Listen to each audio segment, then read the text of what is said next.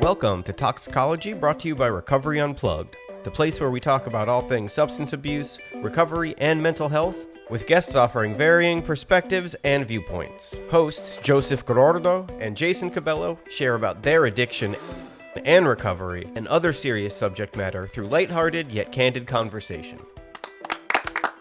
Welcome to Talksicology. We haven't done an intro in a while, but we figured today it's just the two of us. Yeah, a little throwback. Just Who's your guest today, Jason? Two of us, Joseph Gordo. Who's your guest today?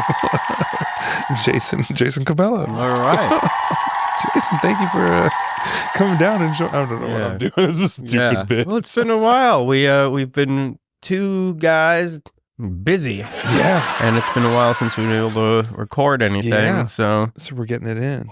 Back in We're getting business, it in. baby. Well, I mean, you've been traveling all over the place. I mean, Florida, Oregon, maybe some California. San Francisco. Yeah. Did you get mugged? No. No? I did not see any of that. That is just hoopla. Look, I've been to San Francisco exactly once in my life. Yeah. And we got robbed. Oh, did you? Yeah, we sure did. Okay, so maybe it's not hoopla. Whereas, I wasn't hanging out in the Tenderloin. I drove through it. I actually went to a show not too far from there at night, and it wasn't. I don't know, man. Like, I've been in plenty of bad neighborhoods before, and I'm sure I was sure to not get a rental car there, just because I heard that there's a big chance of it getting broken into. We got broken into in our rental car. Did you? Yeah. Well, fucking A. I guess we had different experiences in SF. After the fact, right? I did a little Reddit deep dive, and like all the things that you're not supposed to do, we did. Right? We had a rental car. We parked by the Fisherman's Wharf. We had all our luggage in the bag, and I'm like, all right. So you just did the things that you're not supposed to. Yes. Yeah. Yes. I guess it's situational awarenessness that I I guess. like to I don't know. I guess I just did so many. I hung out in the hood for a little bit and just know what not to do. But whatever. Why have you been traveling so much? Is it because you don't want to talk to me? Some for pleasure. Yeah. Some a lot for work. Yeah. But yeah, I've been we've talked about the Elsewhere program through Recovery Unplugged. Yeah. Which was formulated for touring musicians and their crew and staff, but we found that there's been a lot more little subsects that we kind of fit into. Yeah.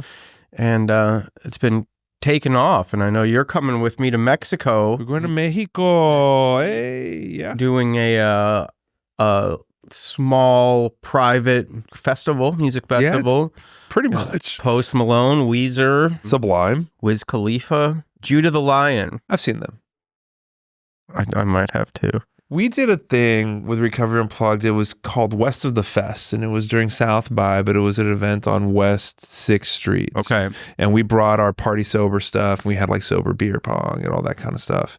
And Ex-Ambassadors and Judah and the Lion were the two kind of big bands, and they gave us a lovely hand screen printed poster that was signed by all the artists. It's hanging in my office. That's right. That's what I'm like. I know I've seen some of their stuff, and I know Andrew Sawson is a fan because his son's name is Judah, and I guess there's just there you go. I mean, done, right? Like, I love the band Joseph. Is there a band Joseph? There's a band called Joseph. It's a girl band. I'll have to check them out. Yeah. I think you'd actually dig them. Yeah, I don't think there's a Jason band. No, but there is a Jason horror icon, so. Yeah. Jason Aldean. No, Jason what's it? Jason Derulo. Yeah.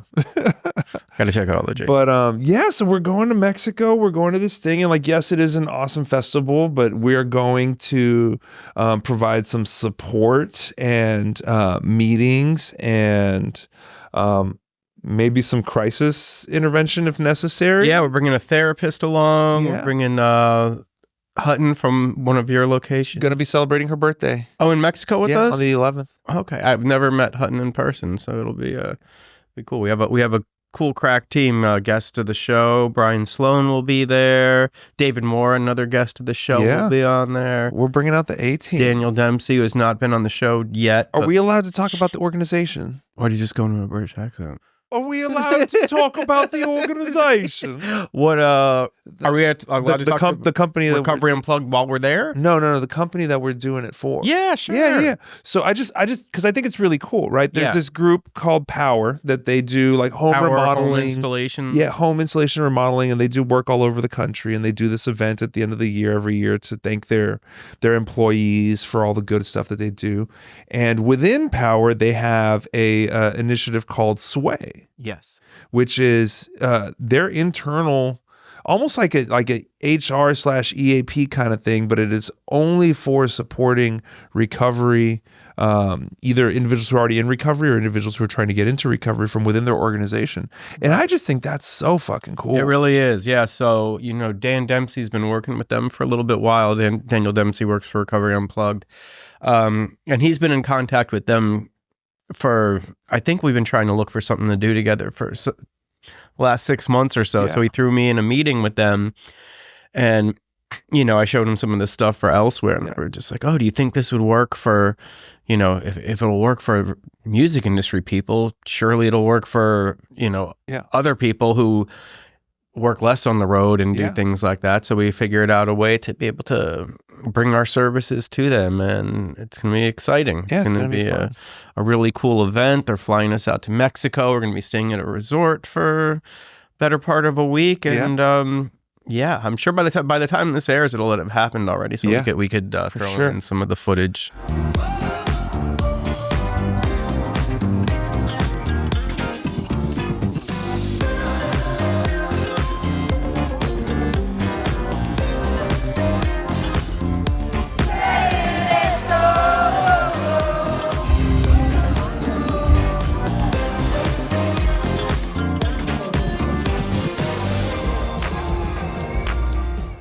How are you doing? How's life? How's the wedding planning coming? The wedding planning it was a little bit stagnant for a while, just because, we decided to do it. Yeah. No, cold. Not on my end, maybe on her end. But yeah, so my future mother-in-law came to town over the weekend, which was also my fiance's birthday yesterday. Yeah. Happy birthday, Gabby Delgado, aged out of her parents' insurance, big 26. And her last birthday as a single woman. Yeah. So they went to go look for dresses. Obviously, I don't, that kind of stuff is kept away from me. So I believe she did, looking at wedding venues. And I guess once we get the venue, I think then things are just going to kind of steamroll into it, really, because then we'll know if we have to do decorations. If it's indoor, if it's outdoor, right. You have all those answers, right? Nathaniel Earl, another guest of the show, is going to be doing some music there. Oh, yeah. I think you might be involved in some way. I think so. Yeah. It's going to be great. Yeah. Yeah, I can't wait. It's going to be, it is exciting. It's a lot of fun. It's one of those things where it's just, wow, I can't believe I'm getting married. Yeah. We've been together for so long that I think I've been, what, 6, 7 years? 7 years, yeah. 7 years. It's a long time. And going on 8. So we already have those issues and things that married people probably usually go through. We own a house together. Yeah. Finances are starting to merge, and I am terrible with finances, so I'm sure that's spending all your money down at the thrift store.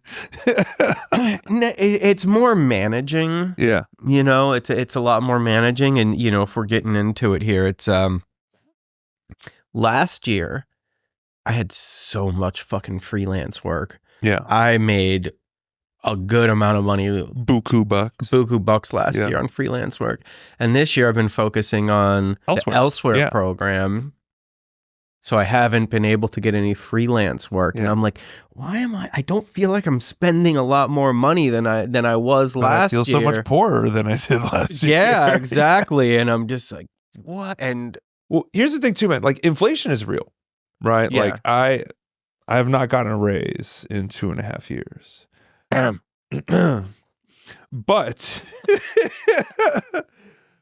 But like, I feel much poorer right now than I did in 2022. Yeah. And you even have 3 kids. I can't even imagine. And even my wife commented to me, she's like, why why are we poor now? I'm like, we're not. It's just everything's more expensive. Right? Everything Like, is more expensive. that meme about like, you know, my grocery trips look like Costco trips now. Like, I mean, for us plus 3 kids, I mean, we're dropping anywhere from $300 to $500 on groceries. Yeah. Every time. It seems And like it's not like we're eating filet mignon, you know? right. It almost seems like, and you know, shopping for 2, it almost seems like sometimes like going out to dinner is almost more, it doesn't seem to cost that much more if I get like takeout food than to just go to the store and get like. This is very true. Depending on where you go, right? Like you want to go to, let's say you want like some queso and some enchiladas. Cheaper to go to the Tex-Mex place. Yeah, there's this meme and it's like, why pay $13 for pad thai when you could go to the grocery store and spend $40 on the worst pad thai? Yeah, same thing. No, but so there's actually like, I got off of TikTok, you know, a few months back, but there was like some TikTokers that like, they were doing like real legit breakdowns on, okay, if I make this exact meal at home, how much will it cost me? And there's actually a growing movement of people who are like remote workers that have discovered that it is cheaper for them to live in like the lower end of all-inclusive resorts in Mexico than it is for them to just have like a 1-bedroom apartment in the city. Holy shit. Yeah. It's wild. Might just move on to a cruise ship and work remotely. That's the thing. Yeah. There's a cruise company that's offering a 4-year cruise for anybody who wants to skip Trump Part 2. And it's not. We did the math at work when someone brought it up, and it works out to like $4,500 a month or something like that. Huh? If I You're thinking about it now. Airbnb the house out, Yeah. sell the cars. Yeah. Everybody do it. Don't need no cars on the ocean. Don't need no cars on the ocean. No. However, if I need to go and get on tour with somebody, and So the Elsewhere program is meant to support people who are on the road, right? Correct. And Yep. you have been on the road. Yeah. So like, how's your recovery been? You know, have you had to change some things? Have you know? Yeah, I mean, my thing, and you know, I've talked about this quite a bit, like moving to Austin, especially right when COVID hit. Mm-hmm. Like, and I have a lot of friends who are in recovery, but Not me. I found that my meeting attendance and all that stuff like really suffered just because like I had to get used to like online meetings. I think I might have tried to go to one, and I just didn't feel, you know, I was a very, I'd go to meetings, a few meetings a week at least when I lived back home in Florida. And then after moving here to COVID, like there was probably like a good month or so stretch where like I didn't go to meetings at all. Nothing. And yeah, and I feel like when I travel more, I'm more pumped on going to meetings. So I'm like, oh, it's going to be a new place and I'm going to see new people there. And it's always, you know, exciting. So I went to, I went to some meetings on the road, and, you know, I spent a lot of time in South Florida. It's where I got clean. So you got people. And and it's always interesting to see like how some of the old timer meetings, NA meetings, like are same crew. Same dude. Usually. And then all because it's such a treatment heavy area, like the newcomer meetings or the more cooler meetings. Yeah. It's some of the same people. I got to see Recovery Unplugged. What is he working on? Life Saving Center. Ryan O'Connor pick up his 9 years. 9 years, yeah. Shout out to Ryan O'Connor. Ryan O'Connor and I were techs for, you know, my first year and a half. And he just got married too, right? Yeah, but me and him used to have great times because we were techs and we used to have Sunday morning. And this is in Fort Lauderdale Beach, and you're like right on the water. And Sunday mornings are the best because you'd come in and it was like there's no programming, everybody's sleeping, and we would always just like sit out there and chill and drink coffee, smoke cigarettes. Not smoke cigarettes, but you know, that stuff's addictive. But but yeah, Ryan O'Connor, shout out, congratulations on 9 years, man. I mean, if we're doing congratulations, Rob Harrison just celebrated 19 earlier this week. But he doesn't know his exact clean date. Yeah. He only knows it as because he got clean on Thanksgiving. Yeah. So we were talking when I was at the meeting, right? When Thanksgiving 2005. Yeah. We got to figure out what actual date that was. Yeah, that would take a whole 5 seconds of Googling to figure out. just got that kind of time in this busy world. Yeah. So what's new with you? A cat? We got a cat about a month and a half ago. Yeah. There we go. And I'm allergic to cats, as is my wife. Is it a hairless cat? No. Oh. So we were through this adoption organization, right? There was this cat who was given the name of Guido Anchovy because he was found in a bush behind a Papa John's in San Antonio, Texas. And so through this adoption organization, she found this cat, which they believed was a Norwegian forest cat, which is a long way from home. Yeah. He's Norwegian. Anyway, came over on a cruise ship. Mm-hmm. But they're supposed to be low allergen cats. But now we're being told that he's more than likely a Maine Coon. Surprise, surprise. Yeah. So I've just been taking allergy medication every day, and I wash my hands a lot, and the cat's not allowed. Isn't that like the highest allergen cat that there is? Maine Coon? I know almost nothing about cats. Yeah. I like cats. They're cool. Yeah, but I guess if you're allergic, you just got to be like, that's just something I don't need to know much about because I'm not going to ever own a Maine Coon. Yeah, but we got a cat. Too. You know, my middle son, Jackson, he desperately has wanted a cat for a long, long time. And there was these cat trees on sale at Costco. And he was like, oh my God, I want one. I was like, you don't have a cat? And he's like, well, you know, about that, let's change that. And, this cat, the people, this adoption group, they train them to be comfort kitties. So like they like to be on you and they'll sit on your shoulder and that's whatever. Great for your allergies. So we got the cat. I really like the cat, man. Yeah. He's cool. Cats can be really cool. Yeah, he's a real cool cat, man. He's getting fixed on Friday. Okay. Yeah. So that's a new experience as well.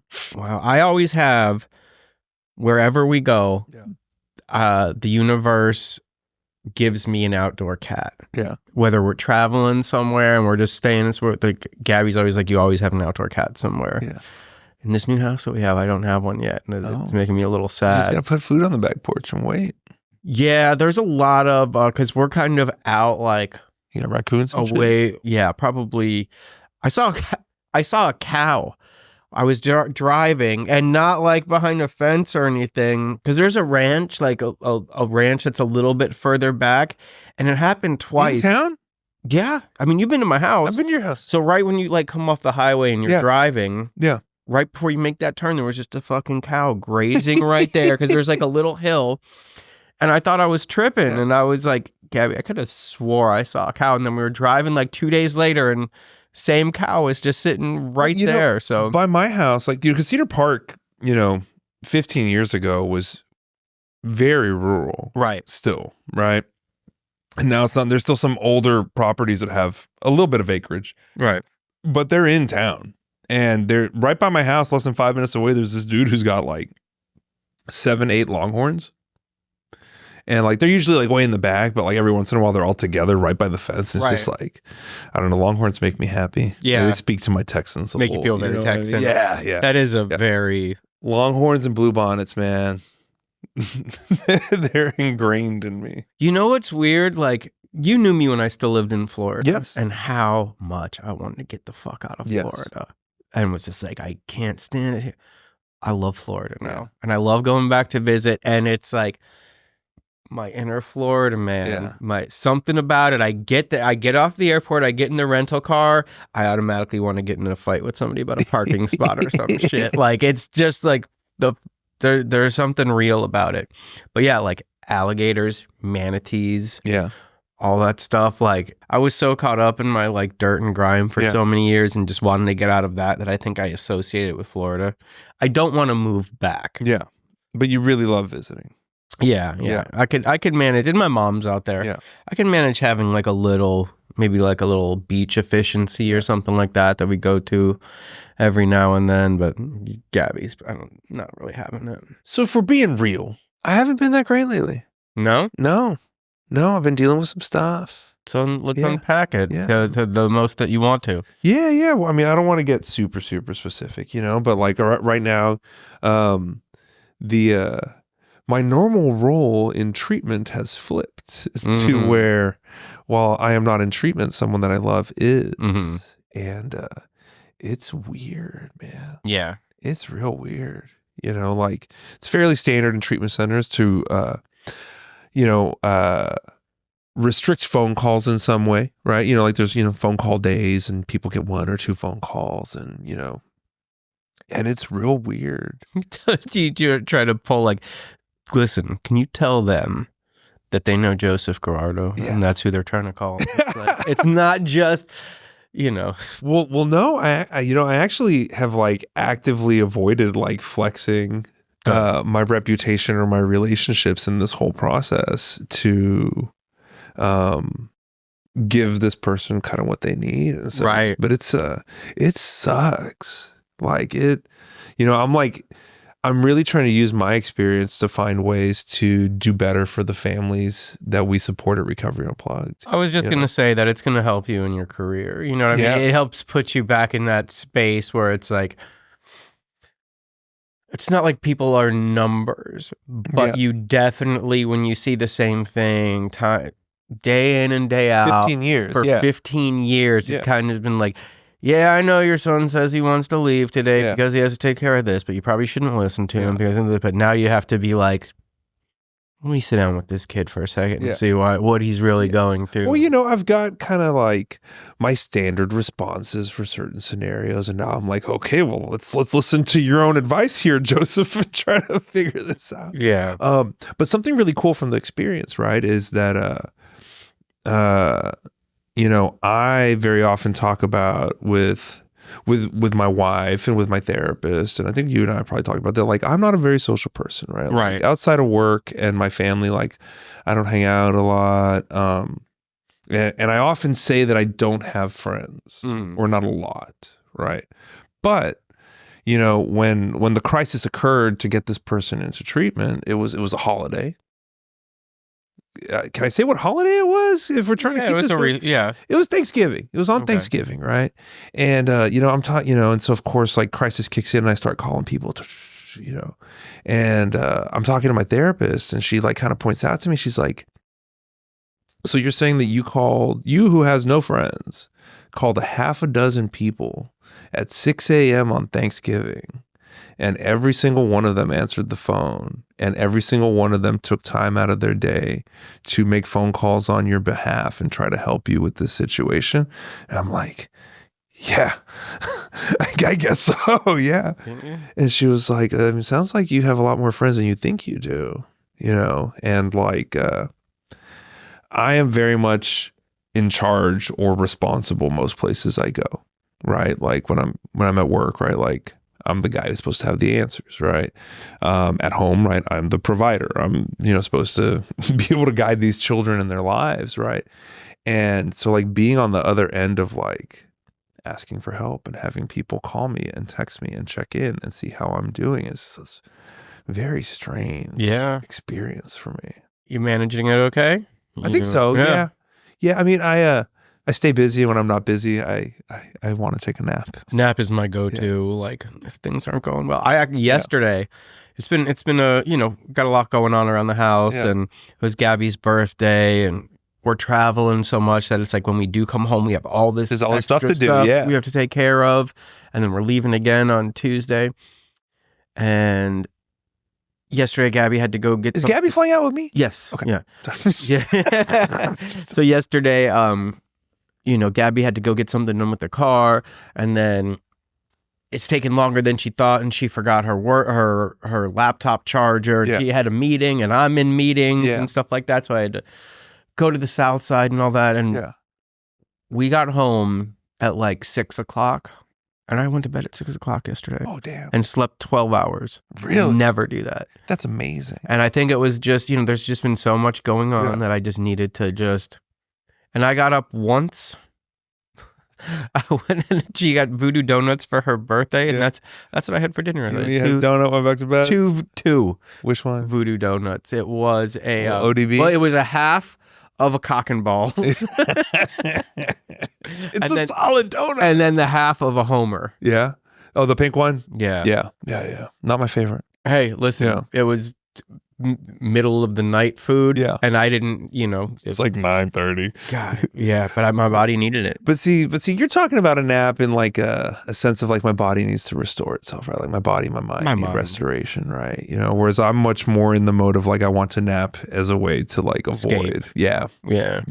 Which is. We could rent out the podcast studio for another. Oh, this carpet looks so nice. I'll just tell everybody we're recording a third one. And just turn the lights off and leave you alone, and you could just take a nap. No, I'm just consuming a lot of caffeine instead. Okay, good. This is a half and half tea. I saw you glance at my bed. I know, yeah. It's half tea, half lemonade. It's okay. So. Is this one caffeinated?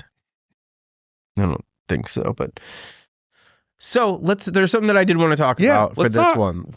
Yeah. Our last guest on Toxicology, we had Dr. Tirado on here. The man, the myth, the legend. Solid fucking dude, man. Suave as fuck. He is pretty suave. He's suave. He is. I like him. He's like you should see him on a stage with like a microphone. There's a whole other level of suave kick. I've seen him at the Recovery Unplugged. We had in Nashville a couple years ago, and it was and he kind of ran that. I got to see that. He knows how to hold a crowd. Yeah. But one of the things that we talked about was a lot of the I don't think it's medically assisted treatment when we're talking about this, the ketamine and stuff like that. This is a different level. I mean, it's it really but it's not your standard M that you would find in MAT. It's a little bit different. It's like ketamine treatment, and Recovery Unplugged is now going to be offering ketamine treatment in our mental health facility in Fort Lauderdale, Florida. I think that the real term might be like psychedelic assisted therapy. Okay. Or, so it's a new thing, right? So like everyone is trying to figure out like what is the appropriate language and things like that. And one of the things that I've noticed in a lot of our creative meetings for, the marketing team at Recovery Unplugged, we talk about how kind of Recovery Unplugged has been on the forefront of a lot of forward-thinking modalities of treatment. Absolutely. Not always respected when it first happened. No. I don't know how it was when they opened in Florida because I was still out there using at that point. But I know when they opened out here in Austin, not the most well-received, not the most warmest welcome by the treatment community. Well, the reason why like people don't always like love what Recovery Unplugged does have changed over the years, right? So like in the beginning, it was the simple fact that we were not a 12-step based program automatically put people on guard, and we definitely support the 12 steps, right? A lot of our clients do it, but that is not our focus. I was a client and then a firm 12-stepper. Yeah, absolutely. We kind of give a little bit more choice in kind of recovery program. Right. So that was a huge problem for a long time. Right. We are medication assisted treatment friendly. Right. So the fact that we offered things like Suboxone, not just for detox, but as a maintenance drug, very controversial. Maintenance medicine. One of our nurses was administered the first dose of Sublocade in the entire state of Texas. Big proponents of Vivitrol and other medication assisted treatment. And it's been interesting to watch like over the years, right? How, at one point, no sober living in Austin would take you if you were on any kind of medications as a treatment. And then they were like, well, we'll do Vivitrol. Vivitrol's fine. And they were like, well, we'll allow Sublocade. Sublocade's fine. Even though a person on Sublocade still typically tests positive for an opiate in their urinalysis. And now there's, I'd say a handful that are now Suboxone friendly. And it just, the trend continues, right? So like now, we've probably spent the better part of a year and a half, right, starting to look and learn and educate ourselves on the three major psychedelic treatments that seem to have a lot of data and science behind them, which is the psilocybin, ketamine, and MDMA. And, while we haven't quite launched it, we're getting ready to launch it in Florida, right? Probably going to do something here in Texas come 2025. That's going to be the next battle, I think, and that's why it's important for me, at least, to like that we have been educating ourselves for a year and a half to try to understand, the benefits and how to do this in the best way possible. But I think more than likely we'll start offering that stuff in a separate kind of offshoot so that folks kind of still seeking traditional stuff can get what we've always offered, our trauma program and our RU classic program. So being the punk rock kid that you kind of are at heart, do you like that a little bit? Like kind of being like the seems sort of maybe rebellious isn't the right word, but there's a little bit of like a punk rock ethos to that whole thing. When you're like forward thinking on things and don't necessarily follow the cut. Yeah, absolutely. And I think part of it too is just like, the reality for me is that to this point, like my recovery has been abstinence and 12-step based, right? And it'll likely continue to be that, right? But that doesn't mean that like my style of recovery is what's going to work for everybody, because, I've worked in treatment 15 years. I've seen people recover in all kinds of different ways to where like my mind is expanded. My views of recovery have expanded to where not everybody has to recover like me. Yeah. There are people who don't need abstinence. There are people who do need medications, whether they be psychedelic or, mental health related. There are people who need Jesus, or Satan or whatever it is. Yeah, for sure.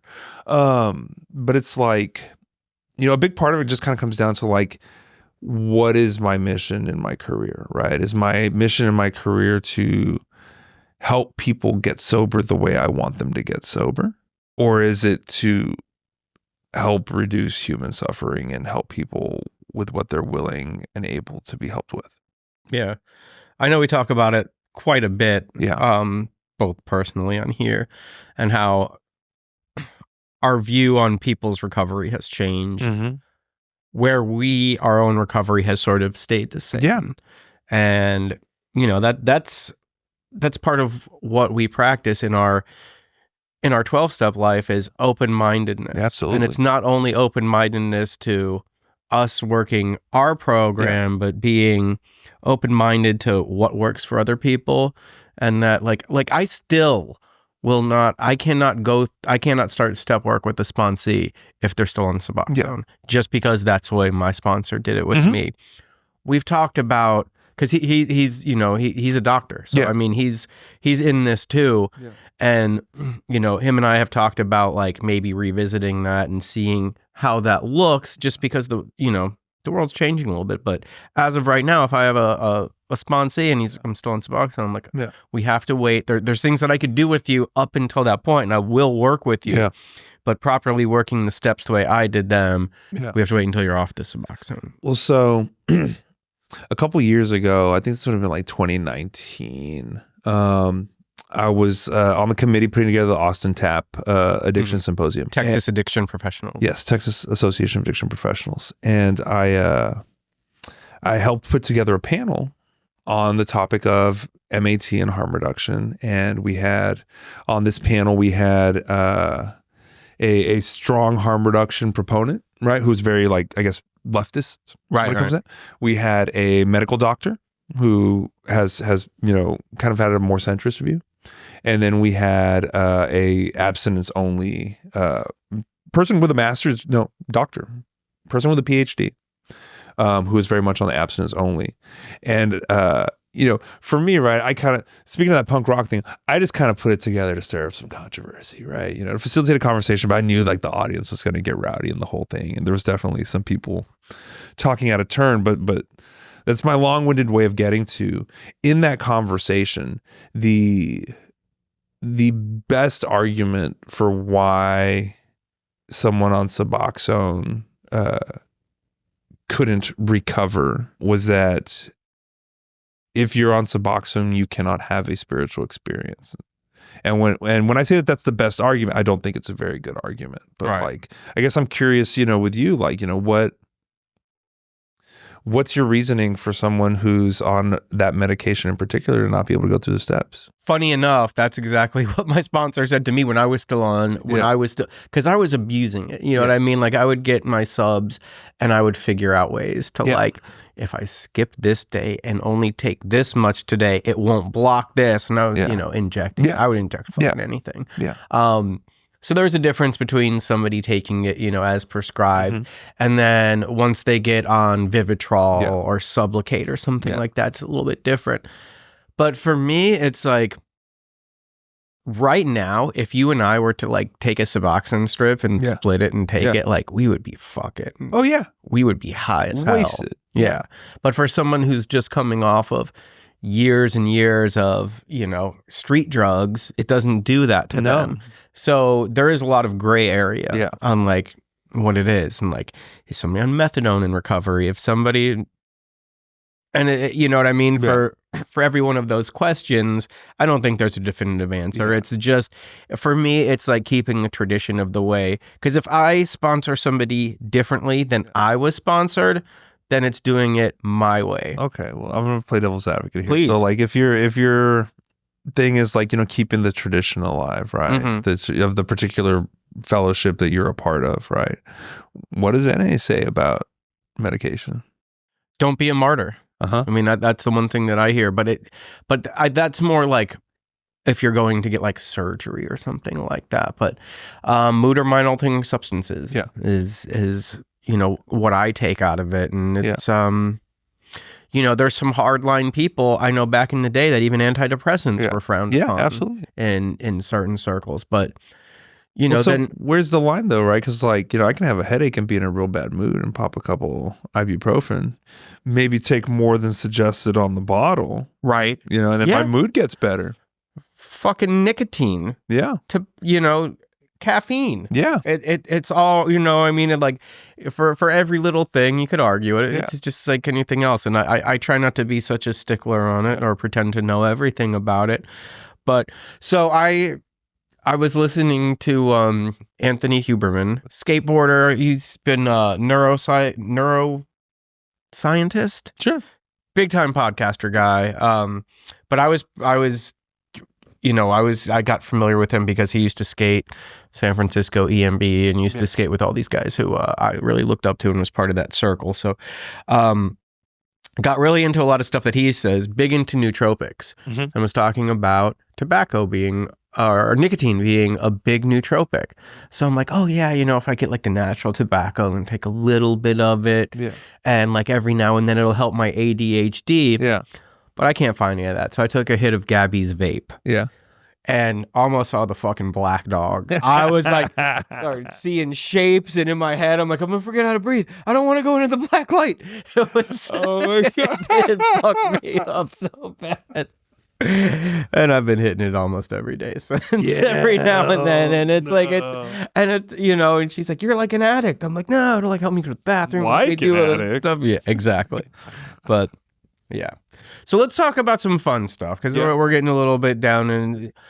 This is fun. This is fun. This is fun. But no, so I'm a fucking addict. Yeah. So I take a little hit of a vape because I think it's going to help me. Yeah. That's the excuse that I use for it. And now, like, I don't even like the way it feels that much. It's like, and then it makes me tired afterwards. But have I stolen her vape almost every day since taking a hit? For sure. Yes. But see, I think that you bring up an interesting point, right? Okay. We can get to whatever happy shit you want to talk about. No, let's talk. But like, when you say like, I don't even like the way it feels, right? Like, I think for most addicts, or at least a lot of addicts, right, there is a point where you don't necessarily have to like the way whatever you're taking makes you feel. The point is that you hate the way you feel baseline so much that anything, you know what I mean? Like using even pain like as a distraction. Right. Like people who cut themselves, right? Or self-harm in any kind of way, right? Like they don't like the way cutting feels, right? But the cutting is different from what they feel already. Yeah. But so, when I was out there in my active addiction, there was definitely shit that I was covering up, and I did not like the way I was living. Yeah. And, I wanted to feel different. But now, like, I love my life now. I mean, there's things that, I want to change, and I have shitty days just like anybody else, but it's not like taking the hit of the vape is taking me away from this, making it different. It's making me feel worse. Yeah. Like, I do it, and then I'm like, oh, I just ruined my fucking day. I'm just going to be sitting here like this for a half hour now, but I still fucking do it. Yeah. I don't have to like it. Xanax. I fucking hated Xanax. You know how much Xanax I did? Lots. A lot. Tons. Never liked it. Yeah. Unless it was to come down off of something. Yeah.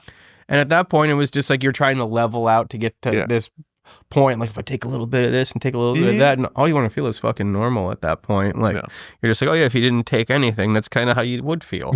Like, what? Just fucking canceled it out just to get to fucking zero. Yeah, exactly. Yeah. But that's no fun. Yeah. Okay, well, what do you want to talk about that's fun? Let's talk about music, man. It's almost the end of the year. Have you heard any new music this year that's that's grabbed you? Man, I have been pretty obsessed with this band called Rainbow Kitten Surprise. Mm-hmm. And they're not new. They've been around for a while. And I dismissed them because they have a stupid name. Yeah. But they're fucking everything right now. But I've been going to a lot of shows. Me too. I've been seeing Me a lot too. of, I got to see friends of the show Nolo. I miss those boys. I haven't seen them in a while. They're good guys. Yeah, but so I saw them with they played with Swimming with Bears. Really great band I'd never seen that were awesome. What else did I go to? We went to ACL a couple weeks ago. I almost went to go see Everclear. Art Alexasis, friend of Recovery Unplugged. Also, yeah. He was playing at my house. It was like $25, but nobody wanted to go with me. Really? Yeah, so I'm blanking, but I know I've been to more shows than that recently. I just can't. I saw one of my favorite bands who I had never seen before. And this album came out probably in like 1993, 1994. Yeah. Swirlies. Uh-huh. I got to see them in San Francisco and we were on vacation. Fucking mind-blowing. Yeah. They were so good. Yeah. They were one of those bands where, and it's so rare for me, and especially when it's an older band that like makes like a comeback, Yeah. it's kind of like you're a little apprehensive going in, better than the album. And they played most of my favorite songs on the album. I went to go see Soul Coughing. That's right. You've been talking about this on the show. How was it? Yeah. So Soul Coughing broke up in 99. Right. I discovered there were a big fight between two of the guys, right? They all hated each other. Yeah. All of them, right? I discovered them in 2001. So the entire time I've liked this band, the thought of seeing them live, never going to happen. Mm-hmm.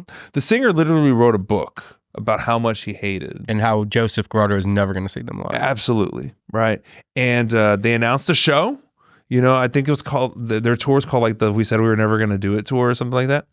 And the closest they were coming was Denver, which is a Southwest hub.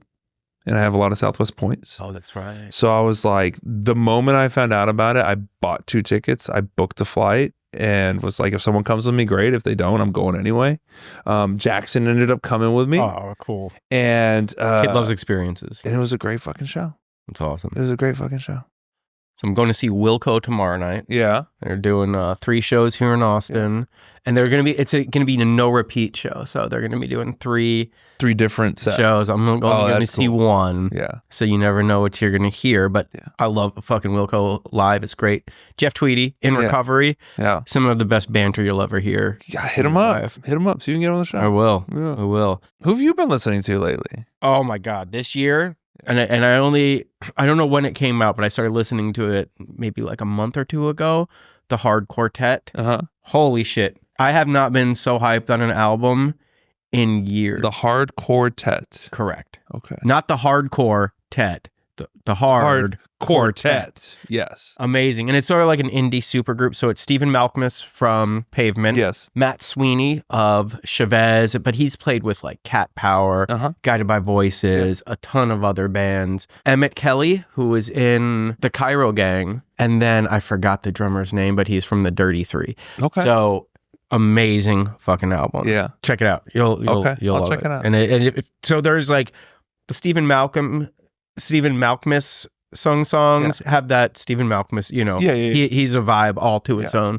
But the other stuff, like are most of the songs sad? No. Oh no! See, I'm in a sad season, man. But there is some sort of like big starry sort of like sad sounding Kinda songs on there. No, not shoegazy.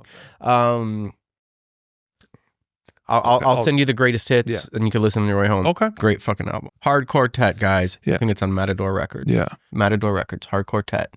I'd love to make friends with you guys. But yeah, no, I've been on the sad vibe. But you would like Rainbow Kitten Surprise. Yeah. The very unique songwriting, song structure. Like, they have some songs that are like verse, chorus, whatever. But like, most of them aren't like that. Yeah. And they, all of them sing. So they do a lot of really interesting harmony stuff. Oh, that's cool. With their vocals. I love harmonies. A lot. The lead singer came out as trans after they were already a band. So, assigned male at birth, but now female. So the voice of the lead singer, is very much like, is free to like sound more on the male end of the spectrum, more on the female end of the spectrum. It's really fascinating. That's interesting. Yeah, really good stuff. They sing a lot about mental health and stuff. I'll have to check that out. Which is good when you're in the sad boy vibes. All right, so I will listen to that, and you will listen to the Hard Quartet. Deal. On the way home. And it's a sad rainy day. You're kind of in a funk. Yeah. I think you should try to get reacquainted with Elliott Smith. Oh, God. That time. Yeah. You want me to stab myself? No. But if you're like me and like you could lean into the sad stuff a little bit and like. I mean, I've got my sad. So for me, I like Portishead when I'm sad. That's good. I like the Deftones when it's cold. Okay. Like when it's. I understand. Bitterly. Is that like a synesthesia thing? Like certain ways, like I see colors or I taste colors. I don't know.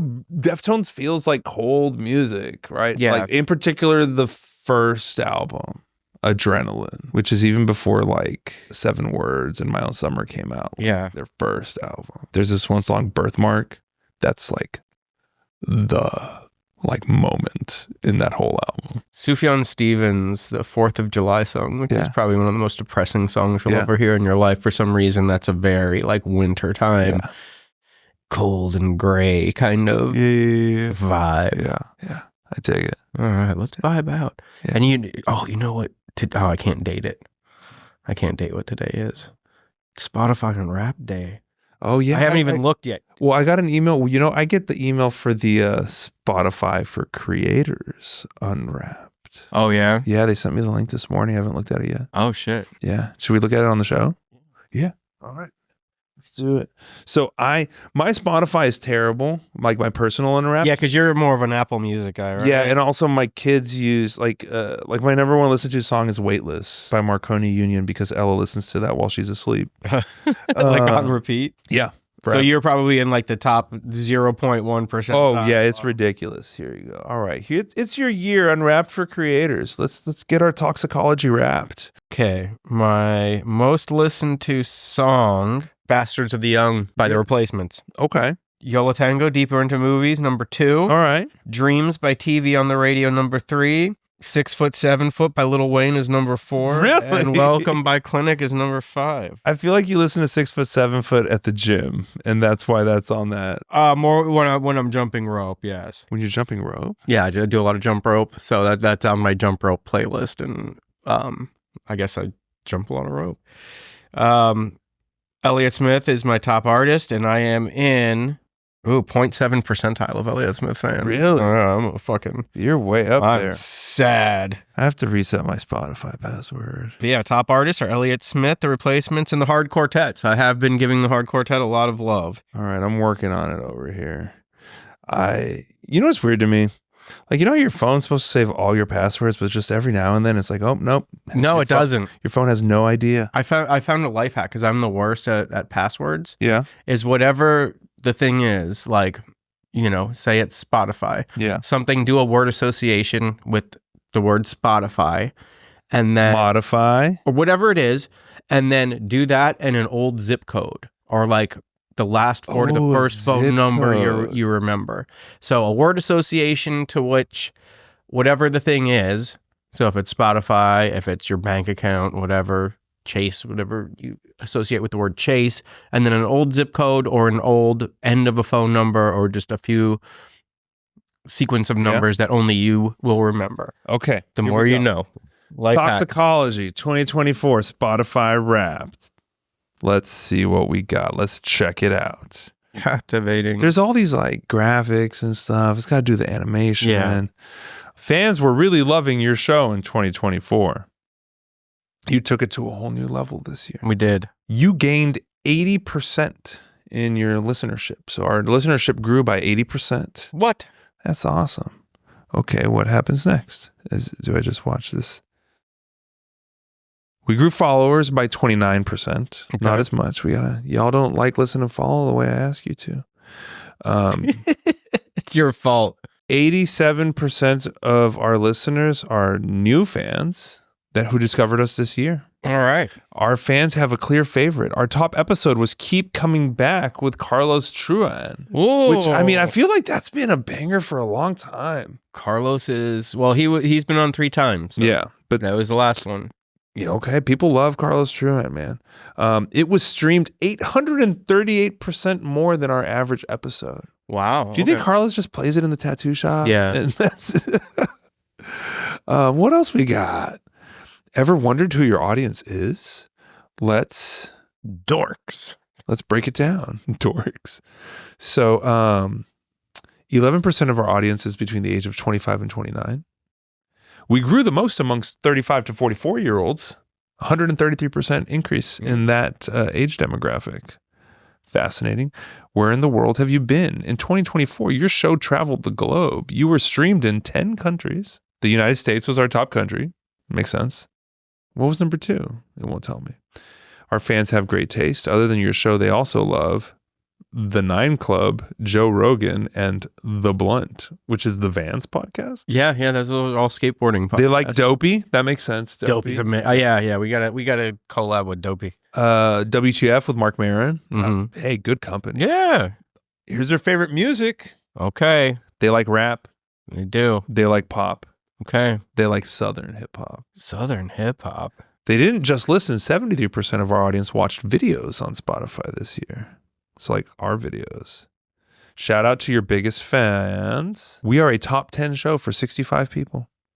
You're a top 5 show for 44 people. And we are the number 1 show for 20 people. To you 20 people out there. You 20. We fucking love you. We're going to find who you are and send you some swag. Yeah. But it's good to see you, man. And it's good to see you too. We're going to hang out a lot next week. We're going to be in Mexico. Yeah. What are we going to do when we're not like working? Just enjoy Mexico. At the resort. There's gyms there. There's pools there. There's going to be music. Oh, I'm not good at relaxing. We'll go. Let's go. We'll go ham in the gym when we're out there. Dude, I ordered a bunch of supplements.